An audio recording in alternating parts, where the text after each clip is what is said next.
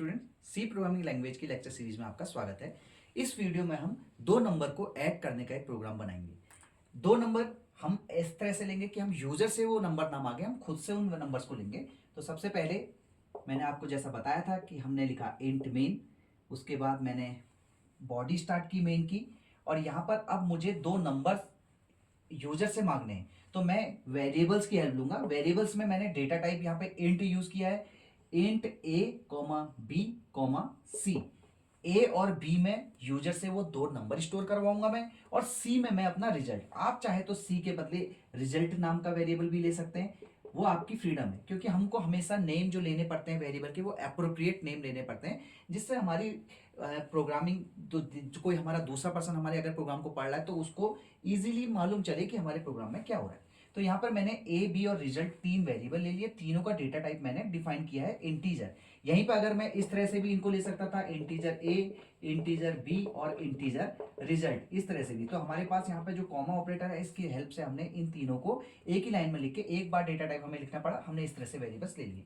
अब यहाँ पर मैंने आपको बताया था कि हम यूजर से ए और बी की वैल्यू नहीं मांगेंगे, हम खुद से लेंगे। तो हमने यहाँ पे क्या लिखा, मैंने यहाँ पर ए की एक वैल्यू एज्यूम कर ली, मान लीजिए 5, और बी की एक वैल्यू एज्यूम कर ली 10। अब मान लीजिए मैं इसी लाइन को और शॉर्टकट करना चाहता हूं, तो मैं इसको यहाँ पर मैं इसे हटा देता हूं, और मैं इस तरह से भी लिख सकता था ऐसे, int a equal to 5 comma b equal to 10 comma result मेरा, मान लीजिए इस तरह से। तो मैं ये ऐसे भी लिख सकता हूँ, ऐसे भी लिख सकता हूँ, ये आपकी चॉइस है। अभी हम क्योंकि स्टार्ट कर रहे हैं जस्ट सी को, तो हमें हर तरीके मालूम होने चाहिए छोटे छोटे। अब यहाँ पर ए और बी का मैंने वैल्यूज ले ली है, मेरे पास वैल्यू आ गई है। तो आपके रैम जहां पर भी आपकी मेन मेमोरी है, जहां पर इन वेरिएबल को मेमोरी एलोकेट हुई होगी, वहां पर इन वेरिएबल में मान लीजिए इस तरह से, हम एक डायग्राम के थ्रू भी मैं आपको समझाने की कोशिश करता हूं कि किस तरह से रैम में आपके एक्शन के अकॉर्डिंग चेंजेस हो रहे हैं। तो यहाँ पे मेरे पास तीन वेरिएबल मान लीजिए रैम में स्टोर थे, तो ए वेरिएबल में 5, बी वेरिएबल में 10। अब सी वेरिएबल मेरे पास, अभी हमारे पास सी, हमने इसका नाम सी ना लेके रिजल्ट ले लिया, तो मैं यहाँ पे इसका नाम रिजल्ट कर लेता हूँ। तो अब मैंने यहाँ पे रिजल्ट वेरिएबल लिखा रिजल्ट, और रिजल्ट इक्वल टू मैंने लिखा ए प्लस बी। अब आप देखिए हमने जो प्रीवियस लेक्चर्स में पढ़ा था ऑपरेटर, हम यहाँ पे ऑपरेटर यूज कर रहे हैं, प्लस ऑपरेटर हो गया, यहाँ पे हम असाइनमेंट ऑपरेटर यूज कर रहे हैं।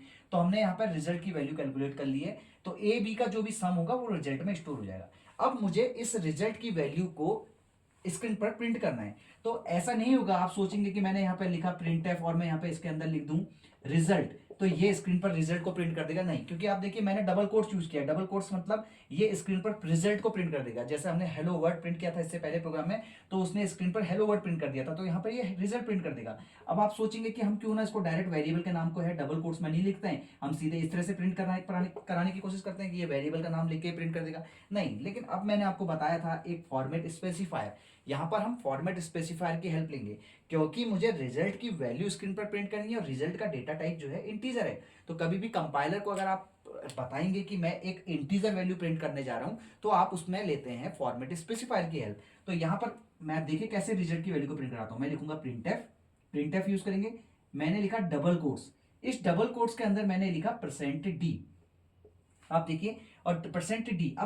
अब आप एक चीज समझने की जरूरत है, फॉर्मेट स्पेसिफायर जब आप ऐसे डबल कोट्स के अंदर लिखते हैं, ये स्क्रीन पर %d को प्रिंट नहीं करेगा। मैंने इससे पहले हेलो लिखा था तो हेलो को स्क्रीन पर प्रिंट कर देगा, लेकिन जैसे ही उसने देखा कि % से स्टार्ट हो रहा है फॉर्मेट स्पेसिफायर %d, तो ये यहां पर स्क्रीन पर %d को प्रिंट नहीं करेगा, ये यहां पर इसके बदले एक इंटीजर वैल्यू प्रिंट करेगा। अब वो इंटीजर वैल्यू क्या है, वो इंटीजर वैल्यू मैं इस कॉमा के बाद, जैसे डबल कोट्स मैंने यहां पे लगाया, मैं यहां पे कॉमा लिखूंगा, इस कॉमा के बाद जो मैं वेरिएबल या वैल्यू कुछ भी लिखूंगा वो इस %d के लिए सोर्स का काम करेगी। यानी कि कंप्यूटर स्क्रीन पर वो %d नहीं प्रिंट करेगा, वो वैल्यू प्रिंट करेगा जो मैं इस कॉमा के बाद दूंगा। तो मान लीजिए मैंने कॉमा के बाद रिजल्ट वेरिएबल का नाम दिया। अब ये रिजल्ट वेरिएबल को आपने किसी कोट्स में इसमें क्लोज नहीं करना है, तो %d के बदले उसने इस रिजल्ट को सोर्स यूज करके ये वैल्यू जो रिजल्ट की वैल्यू थी वो उसने इस %d के बदले स्क्रीन पर प्रिंट कर दी। तो यहां पर हमें मालूम है कि 5 + 10 15 होता है, तो 15 रिजल्ट में स्टोर था। जब मैंने ये प्रिंट दिया तो स्क्रीन पर आपके केवल 15 प्रिंट हो जाएगा। अब यहां पर कर्ली ब्रेस को क्लोज करने से पहले मैं एक रिटर्न 0 स्टेटमेंट लिखता हूं, और यहां पर आपने कर्ली, यहां पर ब्रेस को बंद कर देता हूं। अब देखिए मैंने क्योंकि यहां पर एक प्रीडिफाइंड फंक्शन यूज किया प्रिंट एफ, तो आपको मालूम है हम यहाँ पे कौन सा हेडर फाइल यूज करेंगे, हम यहाँ पे यूज करेंगे #include stdio.h। तो ये मेरा कंप्लीट प्रोग्राम बन गया। अब मैं जब इस प्रोग्राम को कंपाइल कराऊंगा, जब मैं रन कराऊंगा इस प्रोग्राम को, तो स्क्रीन पर मेरे 15 प्रिंट हो जाएगा। अब अगर मैं चाहता हूँ कोई दूसरी वैल्यू का मैं आंसर चाहता हूँ तो मैं यहाँ पे इसको 15 कर दूंगा, मैं इसको यहाँ पे 100 कर दूंगा या 110 कर दूंगा। तो ये मेरे को रिजल्ट उसी के अकॉर्डिंग बार बार हर बार जब मैं वैल्यूज में कुछ चेंजेस करता हूँ मुझे फिर से प्रोग्राम को कंपाइल करना पड़ता है। जब भी आप अपने प्रोग्राम में कुछ चेंजेस करते हो तो आपको हर बार प्रोग्राम में किए हुए चेंजेस को फिर से बार बार फिर कंपाइल करना पड़ता है। उसके बाद आप उसको रन करेंगे तो आप उसको देखेंगे कि नया अपडेटेड आपको यहाँ पर आउटपुट दिखाई देगा। C program to add two numbers inputted by user, यानी कि जो दो नंबर होंगे इस बार यूजर उनको एंटर करेगा और उन दो नंबर का हम सम यहाँ पे करेंगे। तो फिर से मैं आपको प्रोग्राम स्टार्ट करता हूँ बनाना। यहाँ पे हमने लिखा इंट मेन और अब हमें फिर से यहाँ पे तीन वेरिएबल्स की जरूरत पड़ेगी। इंटीजर टाइप का मैं ले रहा हूँ, मैं मान रहा हूँ कोई भी ऐसी वैल्यू जिसमें कोई फ्रैक्शनल पार्ट नहीं है, हम ऐसे डेटा टाइप से डील कर रहे हैं। तो मैं यहाँ पे तीन वेरिएबल्स यहाँ पे लेता हूँ। तो इसके लिए मैंने इंटीजर ए ले लिया, इंटीजर बी ले लिया और एक रिजल्ट नाम का वेरिएबल मैंने यहाँ पे ले लिया। अब यहाँ पर ए और बी की वैल्यू को मैं यूजर से मांगूंगा तो इसलिए मैं इनकी कोई भी वैल्यू खुद से स्टोर नहीं करूंगा, मैं कोई भी वैल्यू बाय डिफॉल्ट इसको नहीं प्रोवाइड करूंगा। और रिजल्ट मैंने ले लिया है अपना आंसर कैलकुलेट करने के लिए। अब यूजर से मुझे ए और बी की वैल्यू मांगनी है तो फिर से मैं फॉर्मेट स्पेसिफायर की हेल्प लूंगा। उससे पहले अपने प्रोग्राम को यूजर फ्रेंडली बनाने के लिए मैं यूजर को एक मैसेज प्रिंट करूंगा, क्योंकि यूजर अगर स्क्रीन पर ये मैसेज पढ़ेगा एंटर एनी टू नंबर्स तो वो खुद ही अपने आप से नंबर डालेगा। लेकिन अगर मैं उसको एक ब्लैंक स्क्रीन प्रोवाइड कर दूंगा जिसमें मेरा कर्सर ब्लिंक कर रहा होगा, इनपुट मांग रहा होगा, तो यूजर को समझ नहीं आएगा कि उसको क्या परफॉर्म करना है, क्या इनपुट करना है।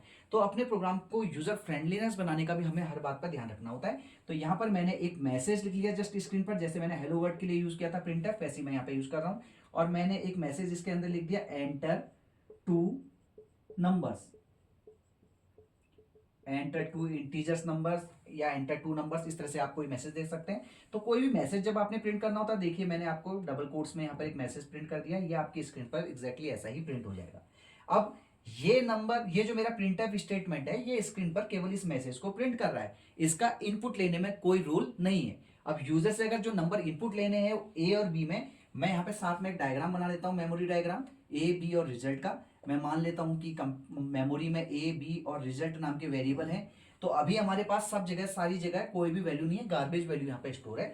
तो मैंने जब यूजर से बोला एंटर टू नंबर्स तो यूजर कीबोर्ड से दो वैल्यूज डालेगा। अब मेरे को उन दो वैल्यूज को रीड करना है ए वेरिएबल और बी वेरिएबल में। तो उसके लिए हमारे पास एक फंक्शन होता है स्कैनएफ।